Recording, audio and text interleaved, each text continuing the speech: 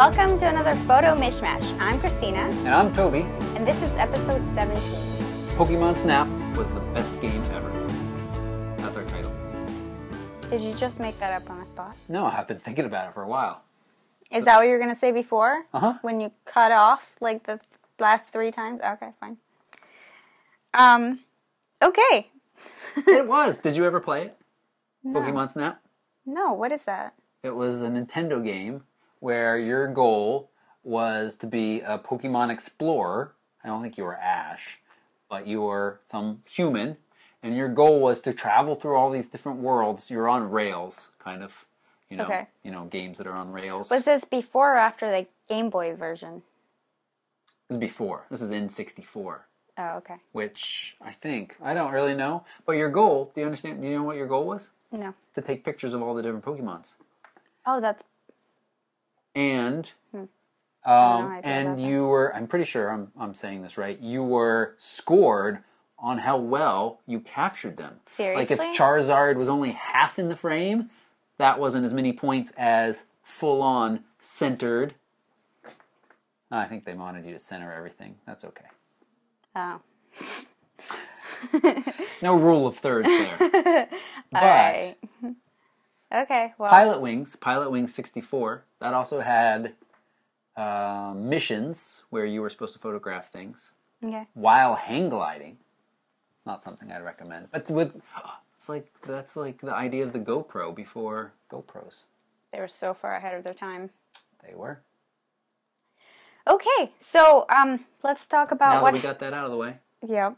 Now we got that out of the way and you cut me off. I'm sorry. Let's talk about the week in review. Let's talk about the week in review. So the big thing that I talked about this week was the Fuji X-T1. You did talk about that. They've heard me talk about it. A lot. A lot. 20 minutes. I couldn't believe it was 20 minutes when I was done recording. But it was. There was a lot to say about that camera. There is a lot to say about it. It's a really popular camera. It's got a lot of features that I loved. How did you feel about it? You did some photography with it. I shot with it a little bit, yeah. I really love the quality of it. I really like the controls. I know you felt funny about them.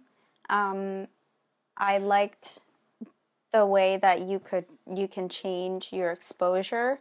It's very mechanical, so I like that about it. I like the 56 millimeter. 56. Yeah, f1.2.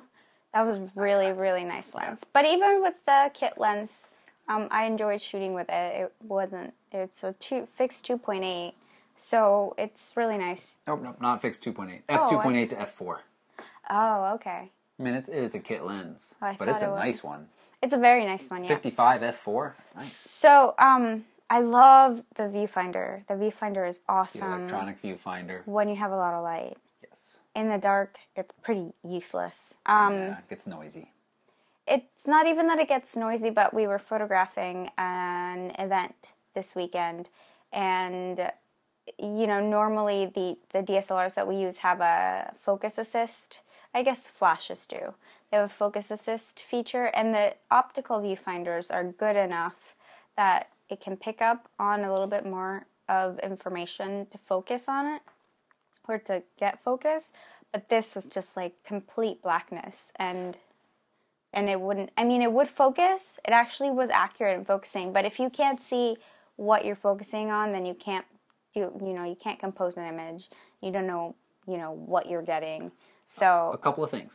One, okay. You made it sound like the optical viewfinder is what's doing the focusing. Got to make sure that it is that brain up there above the optical. Right. Well, I'm saying it's not really literally above the optical viewfinder, but it does come through the optical viewfinder. Right. So, okay, I guess that's okay.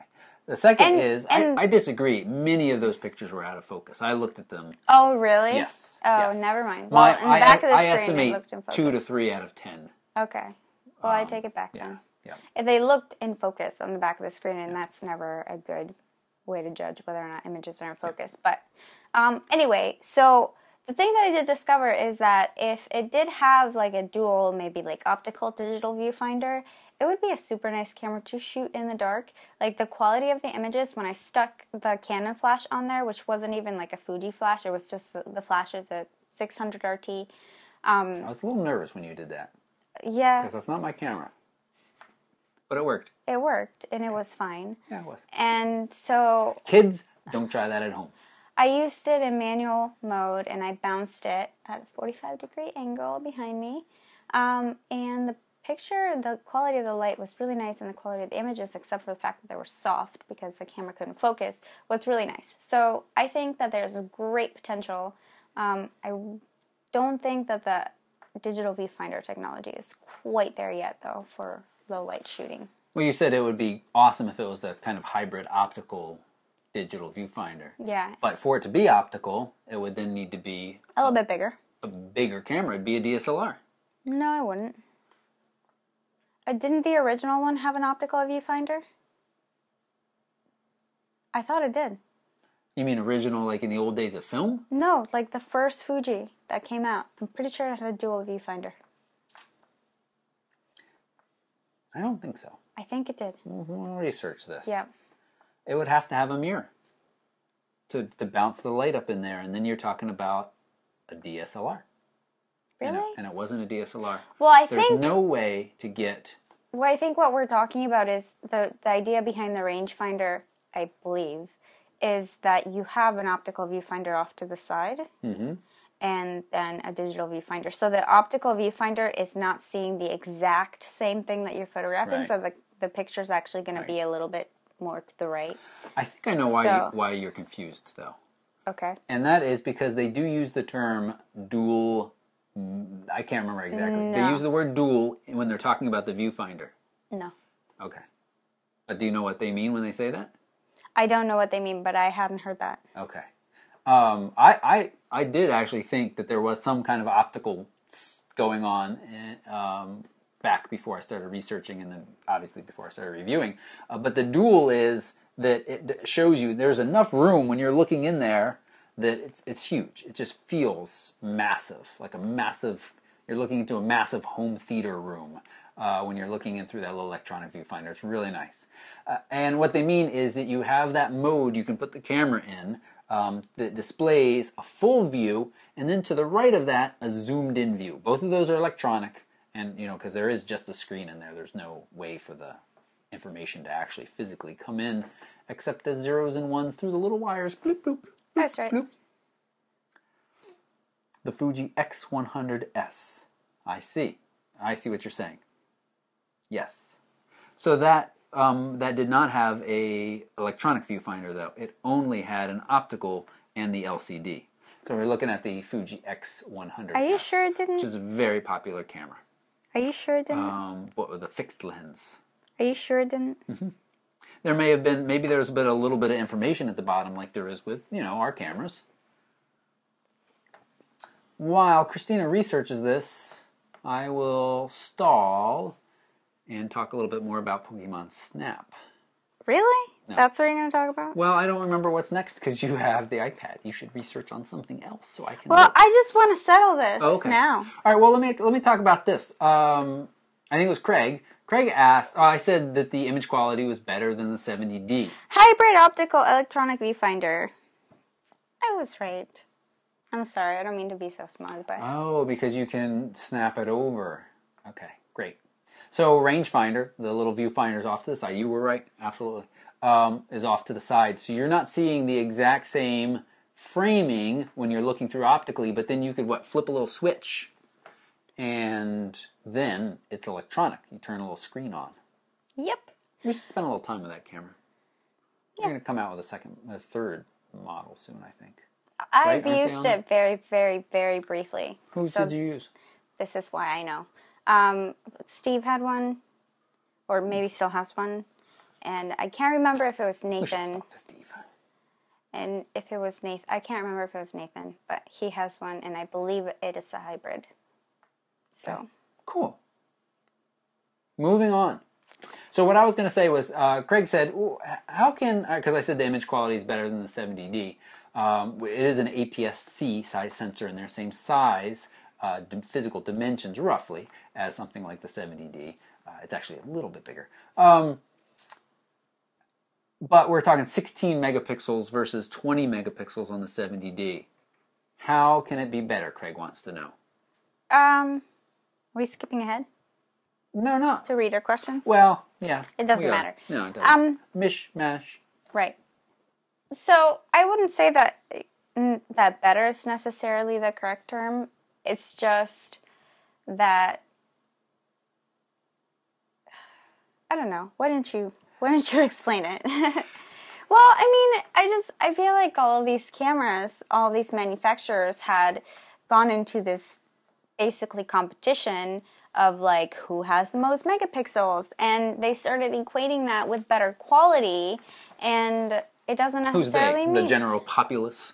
Well, yeah, but I think via like them, the manufacturer is saying like my camera has more megapixels. No, my camera has more megapixels. Right. So megapixels does not tell the story. Period. End of story. Because there's only so much information that you can cram into every pixel. Right. So quality of the sensor, size of the pixels, and it's can be very true that a 16 megapixel sensor can be much better than a 20 megapixel sensor. There's a noticeable difference in quality, especially in the higher ISOs. And that's where you really see it. As you pack more megapixels onto a sensor, your noise usually increases as you go up with ISO and megapixels. And so one good way to kind of think about it and look at it is there are some phones that have, 40 megapixels? Yeah, I almost feel like we're repeating ourselves a little bit. Okay. I think the quality of those phones isn't going to be nicer than like, a Canon DSLR. So there you go. Yep. So more megapixels is not equal. It may give you more room to crop, but if you have crappy pixels, then what's the point? You got crappy. That's the show title. If you've got crappy pixels, then what's the point? See a doctor. Okay. So you wanted to talk about flash modifiers. I did, because we got taken to town a little bit. There were just a couple comments that said there is a good use for them. If you don't have anything to bounce your light off. So a recap for those two of you who... Oh, I love it when things are in reach.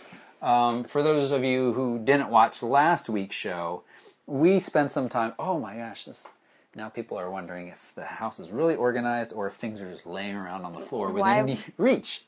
Like the flash modifier that we filmed with last week.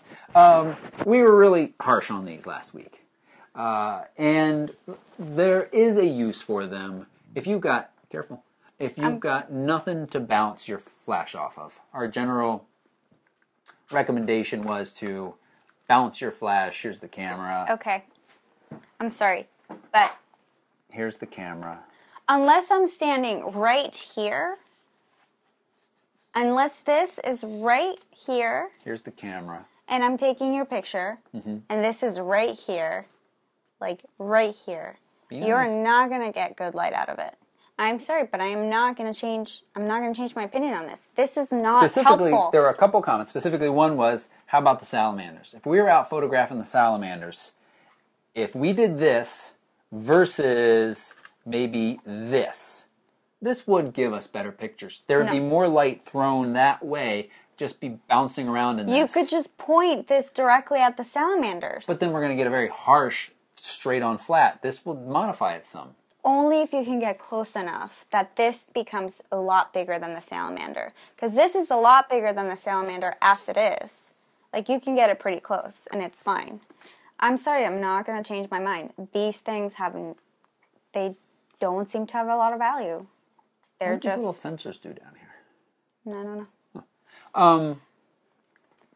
No, it doesn't. And, you may as well just point the flash straight at somebody and save your money. It does not help. Okay. I think that there are times where they do help, and maybe we shouldn't have been quite as harsh on them. Christina is... I'm being harsh. Christina's being harsh. She's sticking to that. Let's move on. No, we don't ask that question.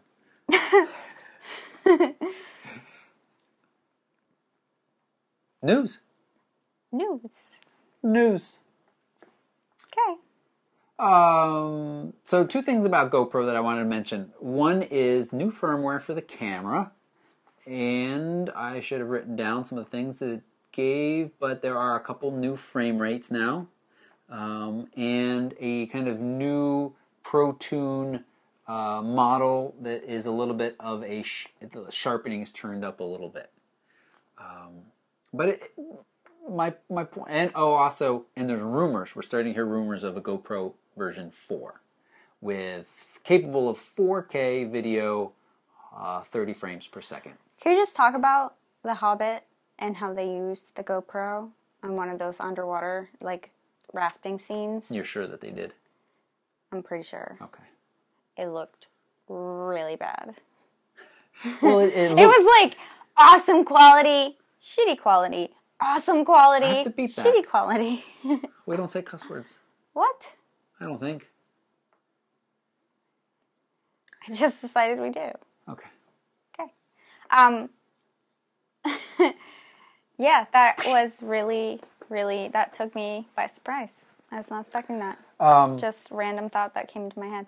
We're talking about the second Hobbit movie, the scene where the dwarves are making their escape in the barrels. Spoiler alert. It is a It's spoiler. not going to spoil it. Is it really? No, it's not. Anyway. And there is, that very cinematic look and quality to the Peter Jackson. And remember, we watched part of the filming of the documentary, how they did 3D. They're using Epic Red cameras for filming. There. Crazy, high quality, and a very, look. But they wanted to do the 3D too, and to be able to get the lenses close to each other, they made these custom mounts where one camera is mounted like this, and the other one is actually upside down so it can fit close enough with the other one, the Epic Reds, not T5Is. And so they're filming with those and have a very distinctive look. And then all of a sudden, you're in the water and then splashing up, and it is not those cameras. I don't know for sure that it's a GoPro. You think they just... The quality is... Stick a GoPro on that dwarf. The quality is significantly... That's another show lower. Title. Stick a GoPro on that dwarf. Okay, anyway. So you're talking about the GoPro firmware updates. Firmware updates, which, bump up the camera a bit. I don't remember exactly what is offered now. I could look it up in a minute. I should have put that down there. I didn't. But it also got me thinking about one of the nice things the reason why a lot of people love the Fuji camera is because Fuji is they've released some really nice firmware updates to those cameras as well, which, Adds to the longevity of it? Yeah, adds to the longevity of it. The one for the XE2, I believe it is, updates the frame rate of the EVF so you have less lag when you're looking through that, because that is often a downside of using a little electronic viewfinder. There's some slight lag. So I just, I look forward to the day where we can get updates very frequently that really benefit our camera, and just wondering how far away we are from having a system like that. I mean, I think that for the most part, there's not gonna be any major firmware upgrades for these types of cameras if these manufacturers want to and I say this carefully because I realize that hardware and software come together to produce images. But I mean, if you have a firmware upgrade that gives this camera so much more functionality, then why would you have any reason to upgrade, And so that's a very interesting way to kind of actually go about selling a product and marketing a product. Or it's a very interesting, I guess, business plan, because you are counting on users maybe owning the cameras for a little bit longer, but then maybe you can mark them up a little bit more. So I don't know. But yeah, I mean, they could definitely do that, but I think it's still going to be pretty limited. I mean, Canon does that a lot. I know that for the 5D Mark III, they could just do a firmware upgrade to fix the annoying focus point being the black. Focus point, yeah, in the dark, because that just totally kills my ability. Do you want to explain a little bit more what that is? So my 5D Mark II has 5 focus points, and when I focus in the dark, the red, the whatever focus point that is selected blinks red, or it doesn't blink, but it lights up. And when I move it, when I move the focus point with the joystick, it stays lit. And with the 5D Mark III, it doesn't do that. It turns off. And in the dark, where I can't see the focus point, it's really challenging to kind of, you know, move the focus point quickly. So I have to continue to press like the focus, the AF on button, and then move the focus point, which isn't that huge a deal, and I feel like I've gotten used to it now. But it was kind of an annoying adjustment. And I know, the fact is that I know that they could fix it with a firmware update, but they choose not to for whatever stupid reason. So they could. I mean, this camera, and you've seen what maybe they can't. But you've seen, okay, so let's say that that's not possible. But what about Magic Lantern? All of the things that they can do, that they can make this camera do, and the manufacturer isn't going to do it because they don't want you to choose a 5D Mark III over a 1DX when they could get much more money out of you and sell that camera with many more features. So I think that there is going to be a reason to hold back on doing certain firmware upgrades. It's nice to keep the software current, like Apple does with their iPhones and their and iOS. But at the same time, I think that they're going to limit some of that functionality to be able to give people a reason to upgrade. Right. But they also, you know, the 7D had that really nice firmware update, which added some frame rates, I think. Did it? I think tonight should be the I think episode. I think. Because I'm not sure about anything I'm talking about. Well, yeah, no. I mean, remember there was a really nice update to the firmware on the 7D a little while ago. It's kind of like, well, we're not giving you a 7D Mark II yet, which we still haven't heard anything about. But here's this nice firmware. So and that's an interesting. It was an impressive benefit, and that carries with it. Hold on, I want to keep talking. Okay. That carries with it the two things. One, hey, this camera could do this from the beginning. Although what Canon said, they were very careful. They said is that through new algorithms and compression, we've figured out how to add this functionality to the camera.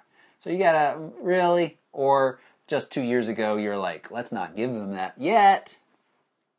Well, I don't think that they intentionally withheld that from people. I think that maybe it wasn't in demand, or maybe they didn't know. Maybe it's true. Maybe they didn't know how to make it possible. And now that people have, or they've seen a demand for a 7D Mark II, and they haven't been able to put one out, then maybe they just saw that as a way to kind of keep people quiet for a while. Like, here's a free firmware upgrade, just wait a few more years. I don't know. Who knows what they're really thinking. A lot of people still shooting with their 7Ds. Yeah, it's a nice camera. It is a nice camera. Yeah. Okay. So, that's what I was wondering. Yeah. And I mentioned that we're hearing rumors of a GoPro 4 with 4K video, 30 frame rate, 1080 video at 120 frames per second. So you slow that down 4 times and you got some nice snowboard twisty turny stuff. Keep this in mind though. Those videos, this is what I wanted to say. GoPro, I think you know this, but they are masters of marketing. Oh, they are. Masters. What is the new? Is it Panasonic? The Bear. Wait. I thought you were talking about the commercial. That wasn't a commercial. That was just the video of the day.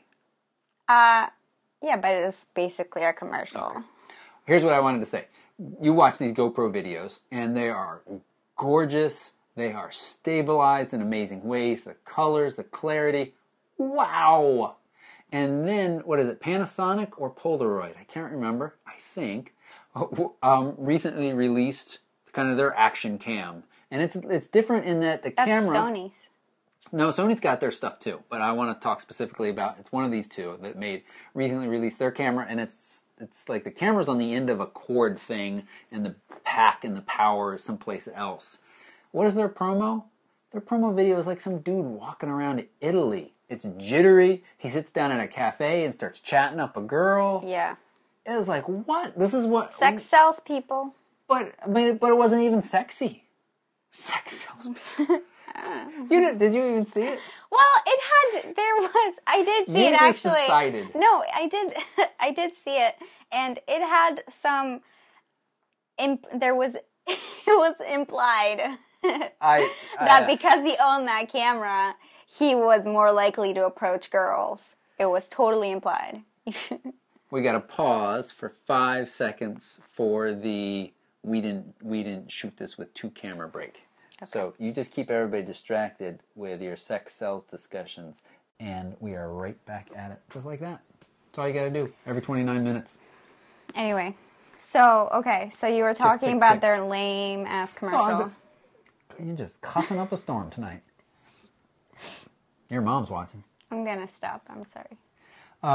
Yeah, well, I'm just saying there are other Sony is definitely their camera has some really nice features, and in some ways is better than the GoPro, but GoPro has this lock as when somebody thinks action cam, they think GoPro, and they've done a really nice job of that for better or worse. But I was just excited the other day that I did get the firmware update, even though I don't remember exactly what it does. And it let me get that cool underwater perch shot, which I was happy about. Cool. And the app, too. But that's all I'm going to say about that. Alrighty. What else do we got on the list? So, Sigma came out with the 2414? Nope. Oh, okay. We should talk about the list before you start announcing things. Sigma has said they're going to come out with a 2414. Are we excited? Maybe. Why just maybe? Well, there are times when I wish I had something wider than a 35, but not many times when I wish I had something wider than a 35 and something wider than a 2.8. So, because I can just use your 24-70 when I'm in a pinch. Nicely, if you're in a pinch. Well, here's what I think is exciting about this. Sigma has been killing it with these lenses that they've released lately. Yep. The 50. When are you getting the 50? I don't know. My announcement. I ordered the 50. Surprise! I pre-ordered the 50. Here's the thing, folks. If you have even an inkling of a thought that you might want a lens that is probably going to be pretty popular, don't hesitate on the pre-order because it's so easy to cancel later. But if you wait, and then after 2 weeks that everybody's been pre-ordering and checking with their wives or checking their tax returns, you're going to be so far down the list that, I don't know. Do you mean, are you speaking from experience? Because that's what you did. Yes. Okay. Mine says pending. And I actually haven't researched to see if anybody's getting theirs yet. I've been busy. I've been really busy. So they've announced that maybe there is a 24. Killer lenses, and they're going to come out with a 24, yeah, which should be really sharp. Now, Canon's got a really nice 24. And when I had a crop sensor, when I shot with a 7D, I was really happy to walk around with that lens a lot. Now, that was a little bit before I knew that I wanted to be photographing people as much as I did, and it's a little on the wide side for that. It's very specialized, I think. I wouldn't call it a very specialized lens. Yeah, it's just, how often if you have a full frame sensor, how often do you shoot at 24? Oh, I'm thinking of crop sensor people. Oh, crop sensor, yeah. It's a really nice focal length. Because it's like at 35. No, it's more than that. 40-ish. All right. I think. Well, it's in the 35 1.5 times ish area. This is the episode where they all figure out we don't know what we're talking about. We're just making it up as we go, you guys. Lack of sleep. I like my Fuji review, though. That's great. I'm glad you're proud of it. Fiercely proud. Fiercely. Okay. So 24. Yep, that's all. Okay. And I'll hopefully have something to say about the 50 soon. We have the 35. I love it. It's not within reach. It's really nice. Nope, it's not within reach. It's fine. We don't need to show them. They can look it up online. It's over there. I love it a lot. It's a great lens. I'm really happy with it. Yep. So, I can't wait to see that 50. Canon 60s for sale at B&H? Canon 60 for sale at B&H. Get it now. $16.99 body only. And I think, as we start to talk about these mirrorless cameras coming on strong, somebody asked, I'm sorry, I don't remember who, but it's a fairly regular commenter. I appreciate every comment, even the critical ones, I really do. They asked, who is the Fuji for? And I know we just said that $16.99 for the 60 at B&H, but I think this ties into this discussion a little bit. This Fuji camera, 16 megapixel, beautiful quality, good lens selection, pretty fast, 8 frames a second with decent focusing when the light is good or normal. I should say that the light levels when we were struggling for the focus, they were low. This is like, think crowded dance floor in a place... At a wedding reception. At a wedding reception, where they really... And I think if you're not photographing, you don't really notice that the lights are turned down really low. It wasn't that low. Every once in a while, we'll be at a wedding photographing, and somebody will accidentally bump into the light switch, and the lights will come on, and I'll be like, yay! And then they'll turn them back on. Or like the coordinator they'll be pretty dim, and then the coordinator's like, oh, they're playing a slow song, let's turn the lights down. We're like, darn you! It's so annoying. What were we talking about? Focusing on the light, it was really Oh, no, so who's the Fuji for? So great camera, fairly fast. And I think it's for anybody who enjoys photography, who doesn't want to lug around a bigger camera. Yeah. And it's also for like people who are really nostalgic about the rangefinder, type of camera. Yeah. Because that's really that's how they're built, and that's what they are. So, yeah, it's for that market, and then I think, the more people talk about them, the more other people are realizing how great these cameras are, and the more it's a really, really great camera. If, that was your go-to camera, if these were, if you didn't have to shoot a wedding or, do, professional work, maybe portraits. You could do portraits with that. Sure. Yep. That would be a super nice camera. Yep. The quality is amazing. But here's where I bring it back around to the 6D. They're bigger, the 6Ds, DSLRs, 70Ds. They're heavier, but they're very versatile. They are. Because you could lug that 6D out into the woods at night and take a really nice starry sky picture. You could do the same with the Fuji. You're going to have a tough time focusing. Really, if you set your ISO, if you're looking through the viewfinder, not the viewfinder, the LCD. So noisy. Well, yeah, I know, but you can still see. You can see the focus. But you couldn't see the focus in the stars. I took a picture of the viewfinder. It's in my review. I show it briefly, a picture of the viewfinder. I don't think you've seen it. So we'll make everybody watch as I pull it up on my phone. Okay. And the other thing about the 6D also is that it's really nice quality for very, very good price. So I think it's worthwhile to get. Right, but the picture isn't going to look like that. No. You're just focusing. Right, but you got to focus on the stars. It's just, I'm not saying it's impossible. Certainly not. But it's very difficult. Okay. And so you lose a little bit of that. What if you decide suddenly you want to be an astrophotographer? You want to spend a lot of time taking pictures of stars. I think something like the 6D, and I do have a personal bias somewhat here towards DSLR still, because I see them as being very versatile. Yeah. But you're right. If you ran a successful portrait business, you could use the Fuji or other mirrorless and be just fine. Yep. Okay. So so it's on sale at B&H. Check it out before it's gone. Yep. I posted a link on Facebook. Google Plus. Google Plus. Rumors going around the head Vic Gundotro. First, if you've been following the DPR page or the photo recommendations page, you know that I created my Google Plus page.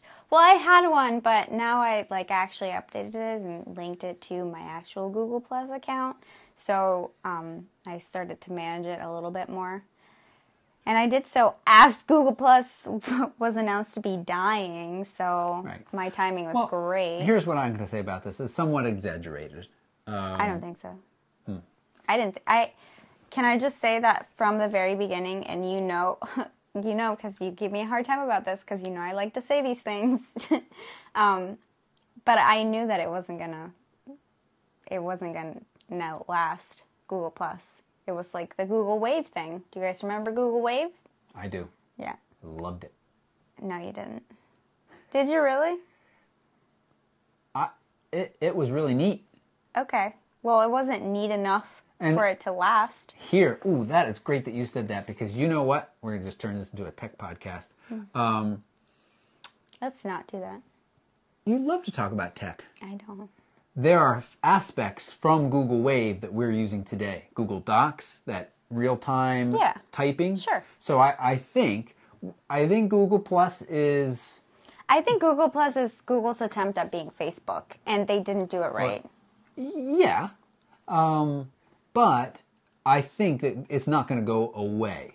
Not yet. But it's going to remain, it's this glue that's holding all of their pieces together. I mean, YouTube comments now are Google Plus.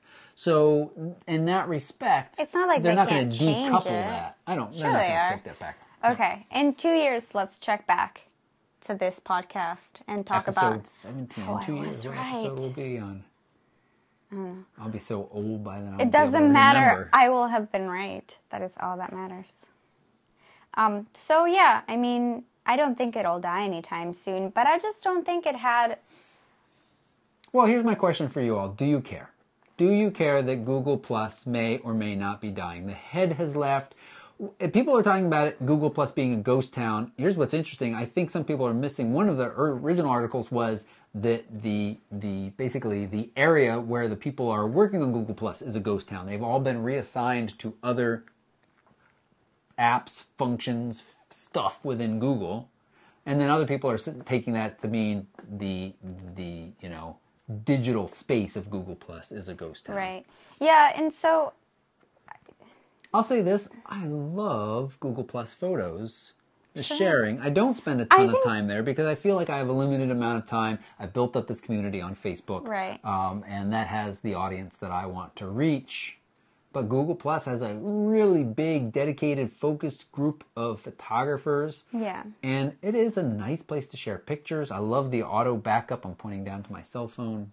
Yeah, I think it's got some great features, but I think that it needs something for the layperson who isn't as excited and geeky about technology as you are, and who is like, oh my god, it auto backups my pictures. Because people, I think, and maybe I'm wrong. I mean, I know a lot of people do feel the same way you do, but I know that many more people don't. And so you need to have enough people to care about these features to be able to use that. And I feel like most people just like to stalk each other on Facebook. Like, let's face it, that's what Facebook is. Well, that's why Facebook has so much lasting power, because there's that element of like socializing on that kind of scale. So I felt like it was trying to be Facebook, and it does have plenty of nice features, but it's just... Yep. And my dad's going to be mad because I'm bad-mouthing Google. He loves Google, but it is what it is. Sorry, Dad. I love him. I don't think we're going to completely lose it, but, having announcements or, having lots of information go float around like that certainly doesn't help, because there's going to be people like, I'm not going to spend time. No one's going to hear this Google is a ghost town and go jumping on it to be like, let's explore this ghost town. Right. So it's not good. No. It's not good. I think they'll keep services like Picasa. So I think they'll probably keep like the photo. Well, it's photos. Picasa is the app on your desktop. I understand, but so whatever it is that you can store and share pictures on, I think they'll keep that. Google Photos. Yeah, who knows what they'll do with it. But yeah, I don't know. I mean, I love that Google is, invests in all these, or diversifies and tries out all of these different kinds of services and technology, but at the same time... Well, they need our data. Right. But I'm just like selfishly saying, like, for example, Google Checkout. I loved Google Checkout. It was a place where you could sign up and run credit cards and like send people invoices, and it was awesome because it deposited everything. It took fees like a credit card merchant, and then they just decided to shut it down one day, and whatever. So it's nice that they're able to explore all these different things, but at the same time, they like aren't putting enough energy and enough effort into like one thing. They're almost spreading themselves out too thin over some things, and they're not doing it quite. They just don't last. So, and I'm generalizing. I mean, you are, but it does. People have Google Reader is pretty fresh in people's mind for those who don't know. Right. Oh my God. Yeah. How did I not remember that? I loved Google Reader. That's a nice RSS reader, a nice RSS I was so mad when it was gone. But now you're happy with Feedly, aren't you? I'm not. No. Oh, my collar's been popped up this whole time almost. Oh, darn. We have to shoot the whole podcast over again. Yeah, right. Okay, moving on. Yep. So you want to talk about some downsides from primes, from using primes? I like the tone of your voice. Well, I feel like we've beaten this topic. Have we? To the bush, yeah. Well, wait. We've beaten it to the bush? It's late. I'm sleepy. Well, just briefly. I wanted to talk just briefly about primes, because I think... I feel like it's one of the things that I say most often. Get a prime lens. Get a prime lens. If you search prime on my YouTube channel, there are a good number of videos that come up that are either showing you why a prime is a great lens, or at least why it's a good lens over a kit lens, or things like that. But I wanted to, caution people, especially beginners, because I think my own experience, when I first, here's what I did, which many of you ask me when I get asked for recommendations. They say, my friend told me not to buy a kit lens. Should I buy body only? And I was looking at maybe like the 51.8, because it's a very affordable lens. It only is $100, which is about the same price as the kit lens. And, some friend at the office told them that that's going to give them great quality. Mm-hmm. And it's true. Mm-hmm. But, I went that route. I bought a body only, and then I bought the 50. And I lived in a townhouse at the time, and I found myself hitting the wall, literally backing up against the wall to get shots fairly often. And I was frustrated. And two things. I think I have said this before, but I want to say it again. One, now I would be okay just knowing that I want to shoot a lot tighter than I did then. I was always trying to capture, like... Everything. Get into your subjects much closer. But then if you're photographing like a birthday party or something, you know, it's like you do want to have, you don't want to pigeonhole yourself to 50 millimeters on a crop sensor. Right. That seems like too much. It is a little bit on the long side. I do remember really, really enjoying my first 50, but I did have a kit lens before that. And my first 50. My first beer. But I did have a kit lens along with it, so I felt like I got to really explore and experience my camera and the full range of focal lengths before I was like, all right, well, let me experiment with this. Yeah. So I think that's the best of both worlds. But then sometimes I feel like, well, some people are going to probably put a prime on, be frustrated with it, put it aside, and then not pick it up again. So there's, I don't...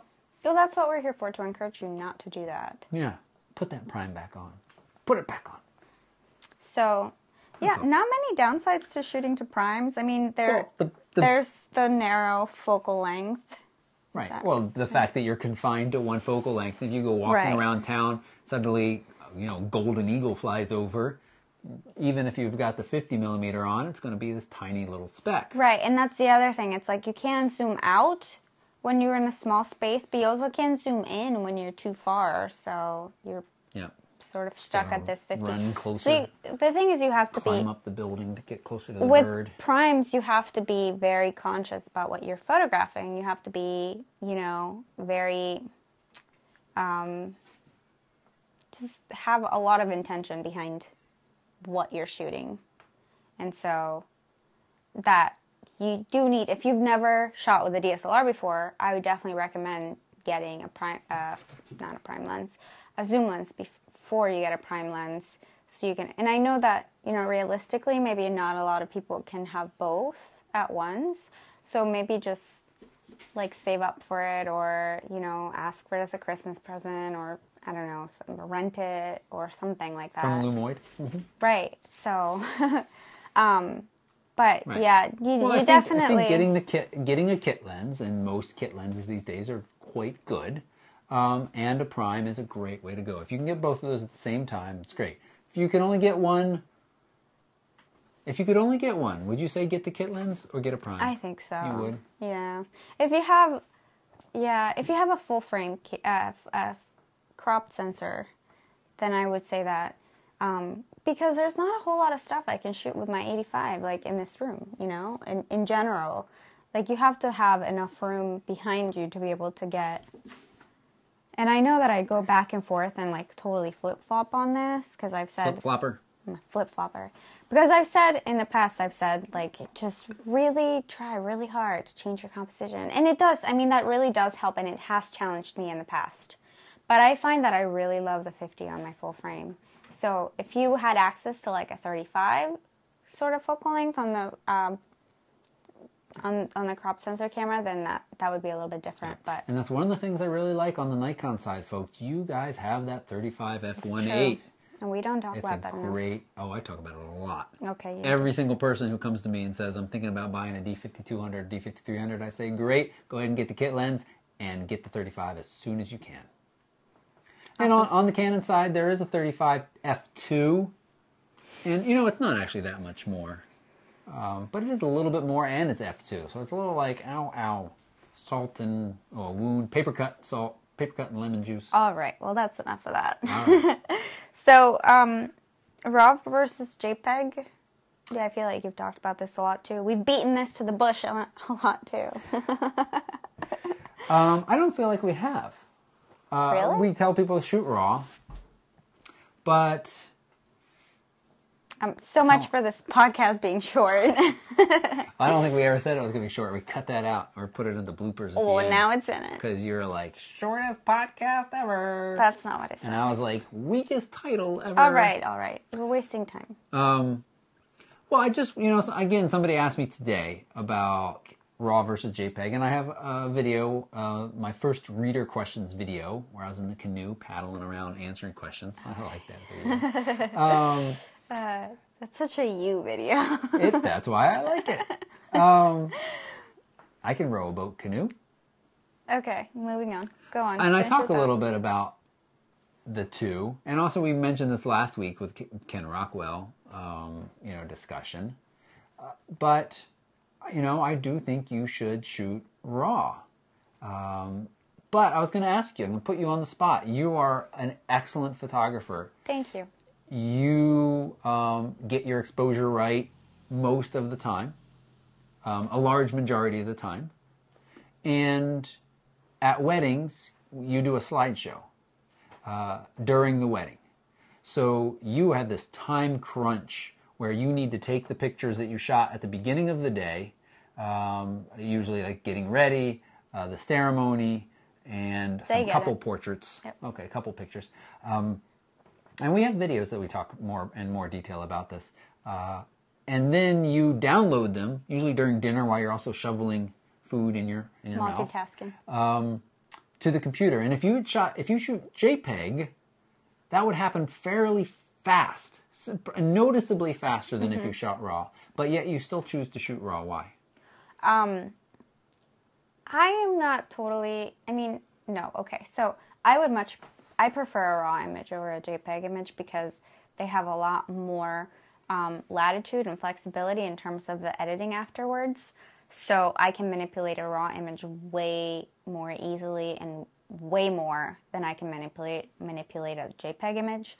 So before, my thinking was like, well, you know, if I shoot JPEG, I can download these images quickly, get the slideshow going really quickly, and then still have backup, you know, like a really lame backup if the first camera fails. At least I have something.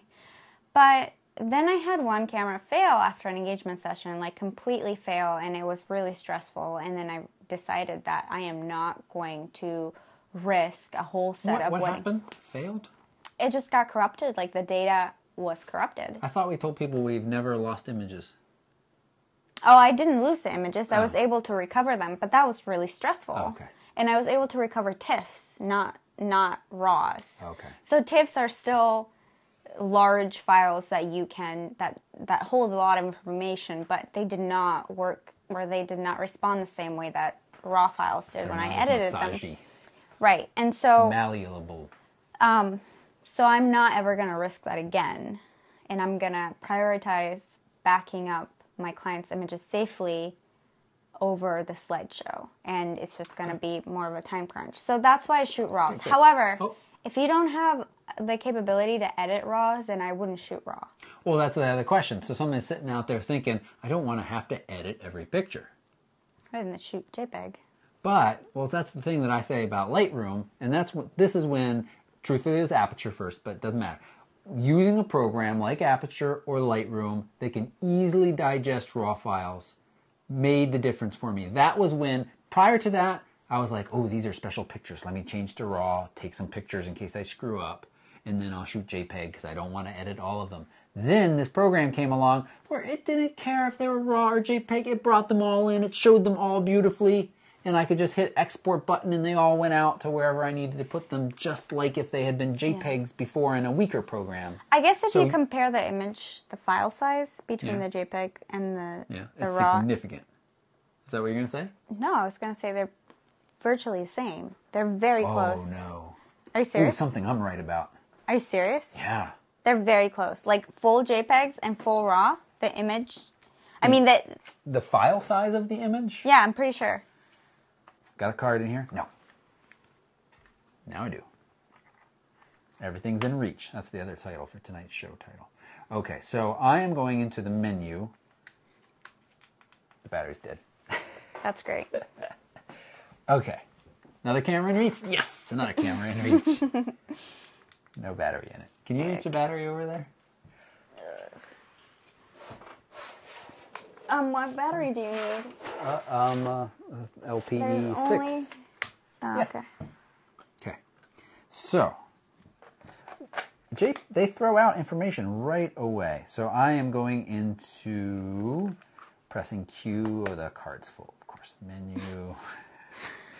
This is the best ever. We're already up to 26 minutes, too.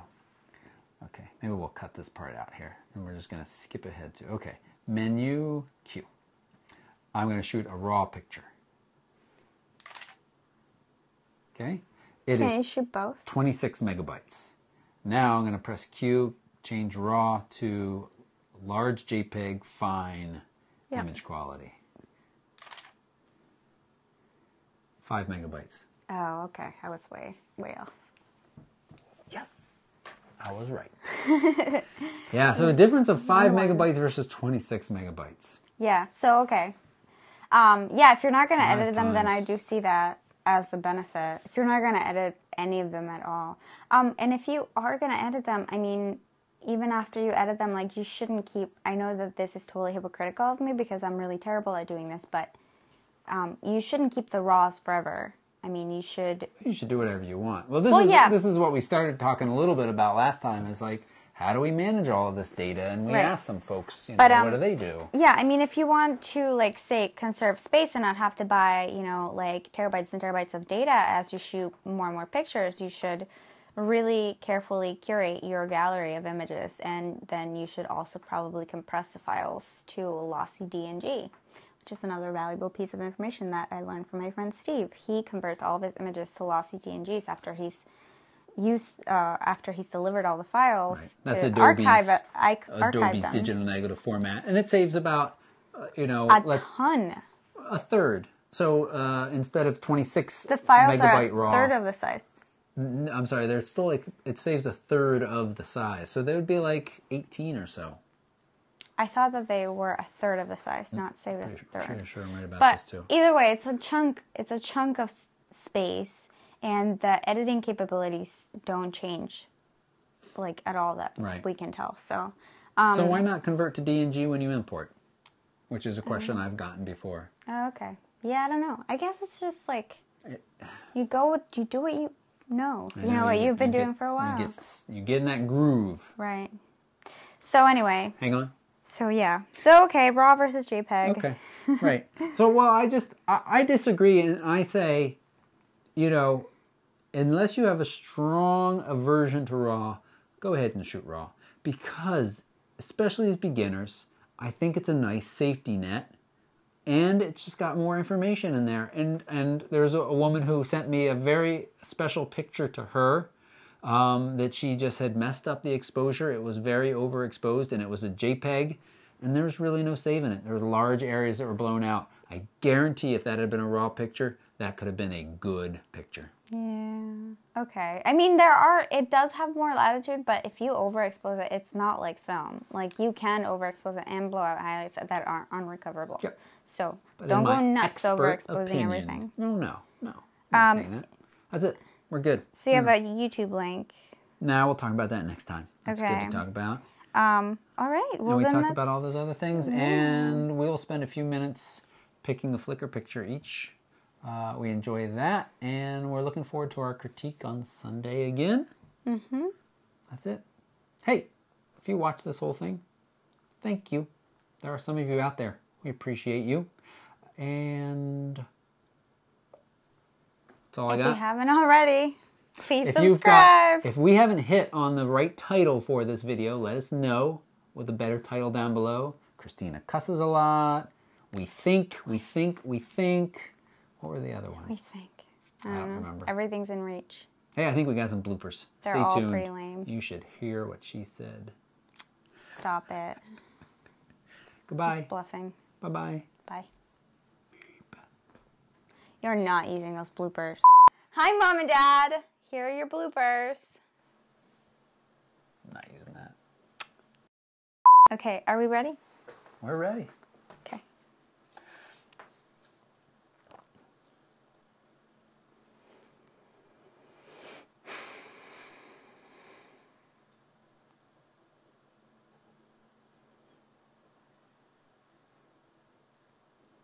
Oh my God. I'm working. I'm sorry, I have a wiggly thing. All right. Hello and welcome to another photo mishmash. I'm Christina. And I'm Toby. And this is episode 17. We're keeping... Blah! Is your title going to be We're Keeping It Short? Yeah. That's the lamest title. No, it's not. Tells people what we're about. Okay? Fine. Let's do it.